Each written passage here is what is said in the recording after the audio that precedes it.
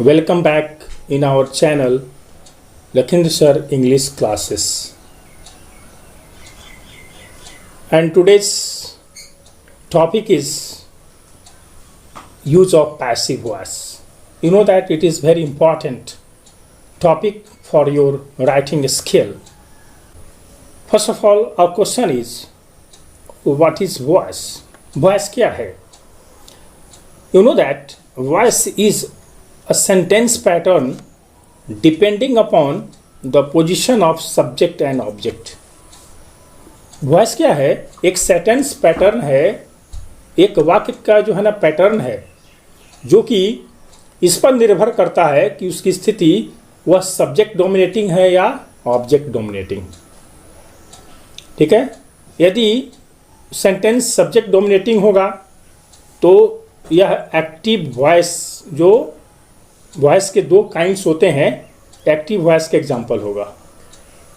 यदि object dominating होगा तो वह पैसिव वॉइस का एग्जाम्पल होगा.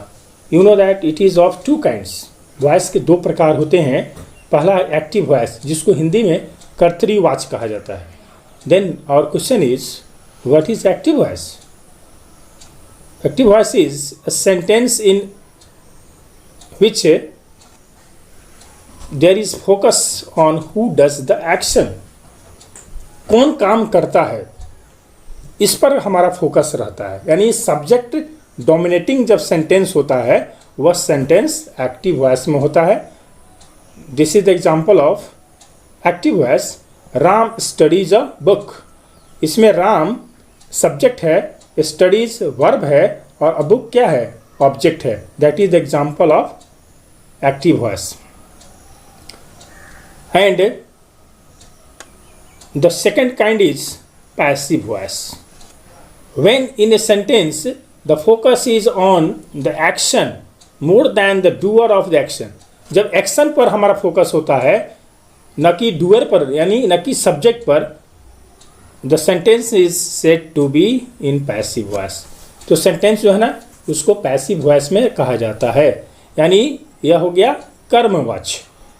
इसमें जो ऑब्जेक्ट होता है एक्टिव वॉइस का, उसको सब्जेक्ट बनाते हैं, और एक्टिव वॉइस का जो सब्जेक्ट होता है वो पैसिव वॉइस में ऑब्जेक्ट हो जाता है.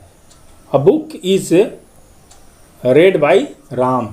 अ बुक यहाँ पर पैसिव वॉइस का सब्जेक्ट हो गया, और राम जो एक्टिव वॉइस का सब्जेक्ट था वह पैसिव वॉइस में ऑब्जेक्ट हो गया.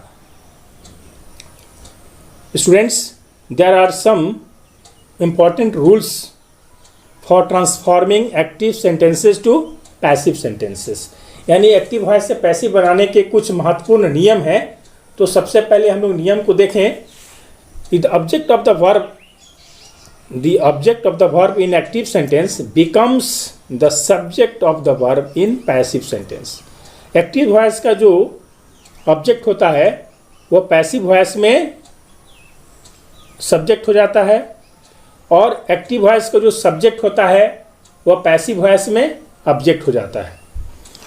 Ram it's an Apple. Ram it's apples है, यह एक्टिव वॉइस में है. तो यहाँ पर प्लुरल है एप्पल्स, इसलिए एप्पल्स आर हो गया. अगर राम इट्स एन एप्पल रहता तो passive voice an apple is होता. तो एप्पल्स के कारण एप्पल्स आर हो गया, और यहाँ पर ईटन V3 है, पास्ट पार्टिसिपल ईट का, और राम एजेंट है, उसके पहले हम लोग बाई का प्रयोग करेंगे. That is example of passive voice. जो नेक्स्ट रूल है वह है, the verb in the active voice is converted to be verb, past participle form V3 of the main verb. जो मेन वर्ब होता है उसका पास्ट पार्टिसिपल हम लोग इस्तेमाल करते हैं पैसिव वॉइस में. एग्जाम्पल है, she sings a song. A song is संग बाई हर. यहाँ पर इज संग, संग क्या है? पास्ट पार्टिसिपल है, यानी V3 है सिंग का. फिर अगला जो रूल है, the participle form of the verb is passive voice is followed by the preposition by or with at depending upon the sentence. Sentence के ऊपर निर्भर करता है कि उसके साथ बाई का प्रयोग करेंगे या विथ का प्रयोग करेंगे या एट का प्रयोग करेंगे पैसिव वॉइस बनाते समय। एग्जाम्पल है हर बिहेवियर सरप्राइजेज मी, तो इसका पैसिव वॉइस क्या होगा, I am surprised at her behaviour. यहाँ सरप्राइज के साथ एट का प्रयोग हुआ है, न कि बाई का प्रयोग हुआ है। तो स्टूडेंट्स सभी जगहों पर बाई का प्रयोग नहीं करते हैं, आवश्यकता के अनुसार बाई, विथ और एट का प्रयोग हम लोग पैसिव वॉइस बनाते समय करते हैं। फिर अगला रूल है pronouns of subject and object will also change. जो एक्टिव वॉइस का जो प्रोनाउन होगा जिसको सब्जेक्टिव केस में रखा जाता है, तब जो पैसिव वॉइस होगा तो वो ऑब्जेक्टिव केस में चेंज हो जाएगा। यदि सब्जेक्ट आई होगा तो वह मी में चेंज होगा, यानी I will change into me, we will change into us, you will change into you, यानी यू का चेंज नहीं होगा। He will change into him, she will change into her, it will change into it and they will change into them. तो यह subject हो गया subjective case. और passive voice में जब उसका ऑब्जेक्ट बनाते हैं, यानी आई का मी हो जाता है, वी का अस होता है, यू का यू रहता है, ही का हिम होता है, शी का हर हो जाता है, इट का इट ही रहता है और दे का देम हो जाता है। तो इसको ध्यान में रखेंगे तो एक्टिव से पैसिव बनाते समय गलती नहीं होगी। फिर हम लोग देखते हैं कि जब एक्टिव वॉइस जिस टेंस में रहता है तो पैसिव वॉइस भी उसी टेंस में रहता है, यानी टेंस चेंज नहीं होता है। इसमें एग्जाम्पल है हैरी इट्स एन एप्पल। इसमें सिंपल प्रेजेंट टेंस जो है ना, हैरी इट्स एन एप्पल है तो an apple is eaten by Harry. यहाँ पर सिंपल प्रेजेंट टेंस में ही रह गया। अगर प्रेजेंट कंटिन्यूअस का एग्जाम्पल होगा तो उसको जो है Harry is eating an apple is being eaten by Harry. जब कंटिन्यूअस होगा तो पास्ट पार्टिसिपल के पहले हम लोग बीइंग का प्रयोग करेंगे, इसको ध्यान में रखेंगे। फिर प्रेजेंट परफेक्ट टेंस होगा तो उसका जो है ना Harry has eaten an apple, तो उसको जो है ना परफेक्ट को जो पैसिव वॉइस बनाते हैं तो V3 के पहले बीन का प्रयोग करते हैं। An apple has been eaten by Harry. फिर प्रेजेंट परफेक्ट टेंस होगा तो उसको जो है ना जब बनाएंगे तो उसका पैसिव वॉइस चेंज होगा ही नहीं। Harry has been eating an apple, there is no change of passive voice इसका। फिर है सिंपल पास्ट टेंस होगा तो Harry ate an apple was eaten by Harry.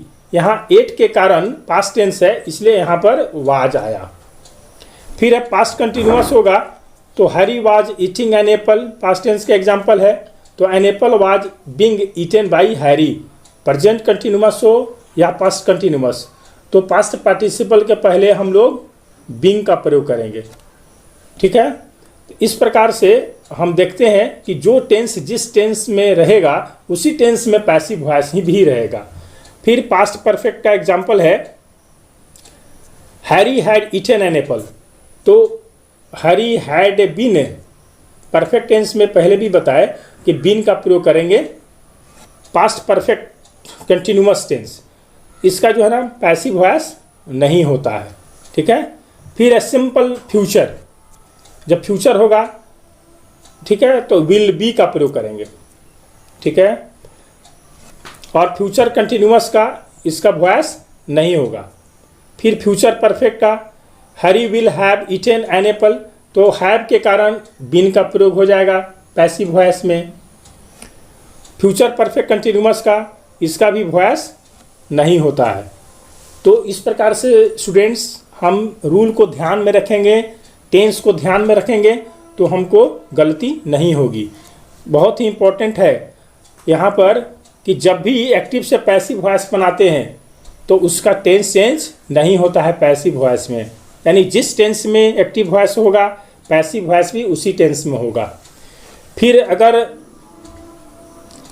Present continuous है, फिर एक बार रूल को रिपीट कर देते हैं उधर एग्जाम्पल के साथ बताया, या पास्ट कंटिन्यूअस हो तो उसको जो है ना पैसिव वॉइस बनाते समय हम लोग बीइंग का प्रयोग करेंगे।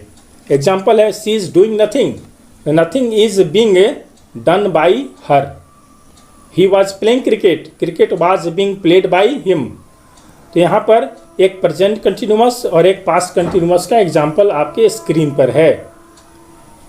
फिर अगले रूल को देखेंगे कि जब पास्ट पार्टिसिपल का प्रयोग हम लोग उस अर्थ में करते हैं जब हमारा सेंटेंस प्रेजेंट परफेक्ट या पास्ट परफेक्ट में रहता है। पास्ट पार्टिसिपल तो लगभग सभी पैसिव वॉइस में होता है, लेकिन जब परफेक्ट होगा, चाहे प्रेजेंट परफेक्ट हो या पास्ट परफेक्ट टेंस हो, तो उसके साथ हम लोग बीन का प्रयोग करेंगे। He has played cricket, cricket has been played by him. She had completed the work had been completed by her. तो यहाँ पर प्रेजेंट परफेक्ट ऊपर एग्जाम्पल है और यहाँ पास्ट परफेक्ट एग्जाम्पल है आपके समझने के लिए। फिर अगला रूल है कि we use be with modals. जब मॉडल का इस्तेमाल करते हैं तो उसके साथ shall, will, may, might, must, should, उसके साथ जब पैसिव वॉइस होता है तो बी का प्रयोग करते हैं। He will do it, it will be done by him. यहाँ बी हुआ तब पास्ट पार्टिसिपल हुआ। We must follow the rules of the road, the rules of the road must be followed. ठीक है, इस प्रकार से मॉडल्स के साथ बी का प्रयोग करेंगे, उसके बाद पास्ट पार्टिसिपल का हम इस्तेमाल करते हैं। फिर अगला महत्वपूर्ण रूल है कि यदि एक्टिव वॉइस इंट्रोगेटिव सेंटेंस में होगा तो पैसिव वॉइस भी इंट्रोगेटिव सेंटेंस में ही होगा। जैसे does he like it, does he like it, it is it liked by him. तो डज है यहाँ इंट्रोगेटिव सेंटेंस, तो डज प्रेजेंट टेंस है, इसलिए is it liked by him. फिर एक एग्जाम्पल पास्ट टेंस का लेते हैं, डिड ही लाइक इट। तो डिड के कारण यहाँ पर वाज हो जाएगा, was it liked by him. इसमें सेंटेंस को नहीं चेंज करना है, जिस सेंटेंस में रहेगा उसी सेंटेंस में। यदि एक्टिव वॉइस में हु हो तो उसको बाई हुम में चेंज करेंगे पैसिव वॉइस बनाते समय। हु नोज यू, तो by whom are you known. तो यहाँ पर हु चेंज हो गया किस में, बाई हुम में। लेकिन यदि हुम रहे एक्टिव वॉइस में तो उसको हु में चेंज करते हैं। ठीक है, हुम विल यू सपोर्ट, आप किसका समर्थन करेंगे, तो who will be supported by you. By हुम चेंज हो गया हु में, और विल का विल रह गया, और मॉडल होने के कारण इसके साथ बी लगाए, तब सपोर्टेड यानी पास्ट पार्टिसिपल का हम इस्तेमाल किए। फिर अगला रूल है कि यदि हमारा जो है ना इम्परेटिव सेंटेंस हो एक्टिव वॉइस, यदि उससे कमांड का या ऑर्डर का भाव झलकता है तो उसको हम लोग जो है ना लेट से भी बना सकते हैं या यू आर ऑर्डर्ड से बना सकते हैं। ठीक है, यदि रिक्वेस्ट होगा तो रिक्वेस्ट का एग्जांपल है प्लीज़ पोस्ट दिस लेटर। तो जब प्लीज होगा, काइंडली होगा, तो उसको यू आर रिक्वेस्टेड में चेंज करते हैं। यदि सजेशन होगा, जैसे यहाँ पर एग्जांपल है वर्क हार्ड, तो you are advise to work hard. तो यू आर एडवाइज्ड हो गया, यू आर सजेस्टेड हो गया। ठीक है, तो इंपरेटिव सेंटेंस में कमांड, रिक्वेस्ट, सजेशन आदि का भाव आता है। तो जब रिक्वेस्ट रहेगा तो उसके लिए प्लीज और काइंडली रहेगा एक्टिव वॉइस में, उसको हम लोग यू आर रिक्वेस्टेड में चेंज करेंगे। लेकिन अगर कोई एडवाइस रहे, वर्क हार्ड है, ठीक है, तो उसमें यू आर एडवाइस का प्रयोग करेंगे। यहाँ पर लाइट द लैम्प, यहाँ ऑर्डर का भाव है, इसलिए let the lamp be lighted. लेकिन अगर यहाँ पर देखिए लाइट द लैम्प में लैम्प यहाँ ऑब्जेक्ट क्लियर है, लेकिन अगर वही रहे गो देयर, तो गो वर्ब हो गया और देयर यहाँ एडवर्ब है, ऑब्जेक्ट क्लियर नहीं है, तो इसी स्थिति में you are order to go there, वहाँ लेट से हमारा सेंटेंस नहीं बनेगा। ठीक है। हेल्प द पुअर, उसको हम 3 तरह से बना सकते हैं। The poor should be helped, let the poor be helped, you are order to help the poor. इस प्रकार से इंपरेटिव सेंटेंस के सेंस के अनुसार हम लोग उसका पैसिव वॉइस चेंज करते हैं। यदि एक्टिव वॉइस में पीपल से या दे से रहे, पीपल से या दे से रहे, तो पैसिव वॉइस में जो है ना उसको इट इज सेड में बदलते हैं और से सब वहीं रह जाता है। एग्जाम्पल है people say that he is a good man, तो पीपल से का वॉइस चेंज कर देंगे, किस में बदलेगा? It is said that he is a good man, it is said that he is a good man. When the subject of active voice is indefinite pronoun, यदि active voice का जो subject होगा वह इंडेफिनिट प्रोनाउन होगा, तो passive बनाते समय उसके जो सब्जेक्ट होता है उसको हम लोग ओमिट कर देते हैं। एग्जाम्पल है someone broke my chair, example है समवन ब्रोक माई चेयर, तो my chair was broken by someone यहाँ नहीं कर रहे हैं, यहीं तक हमारा सेंटेंस करेक्ट हो जाएगा। अगर आप बाई समवन कर भी देते हैं तो चलेगा, लेकिन चूंकि हम सीखते हैं बेहतर से बेहतर जानने के लिए, इसलिए यहाँ पर इंडेफिनिट प्रोनाउन समवन का प्रयोग हम नहीं कर रहे हैं। My chair was broken. यदि कोई भी जो है ना प्रीपोजिशन रहे पहले से वर्ब के साथ, ठीक है, वर्ब के साथ पहले से प्रीपोजिशन रहे, तो पैसिव वॉइस बनाते समय उसको हम उसी तरह से रख सकते हैं। जैसे he is knocking at the door, ठीक है, नॉकिंग एट है, पहले से प्रीपोजिशन यहाँ पर एट है, तो पैसिव बनाते समय हम उसको रख सकते हैं। The door is being knocked at by him, at के बाद हम बाई प्रीपोजिशन का प्रयोग किए। यदि हम चाहें तो the door is being knocked eight यहीं तक भी बना सकते हैं, हमारा सेंस आ जाता है। लेकिन अगर रखते हैं तो कोई दिक्कत नहीं है, उसके बाद भी हम बाई का प्रयोग कर सकते हैं। लेकिन जनरली 2 प्रीपोजिशन एक साथ नहीं आता है, लेकिन जब प्रीपोजिशनल फ्रेज रहता है उसके साथ हम लोग उसका इस्तेमाल करते हैं। Dear students, I hope that you have liked my video. आपको यदि वीडियो अच्छी लगी तो निश्चित रूप से आप हमारे चैनल को सब्सक्राइब करें, बेल आइकन को दबाना नहीं भूलें, कमेंट करें और अपने दोस्तों को ज़रूर शेयर करें ताकि वो भी इसको देखें और लाभान्वित होंगे। बहुत बहुत धन्यवाद।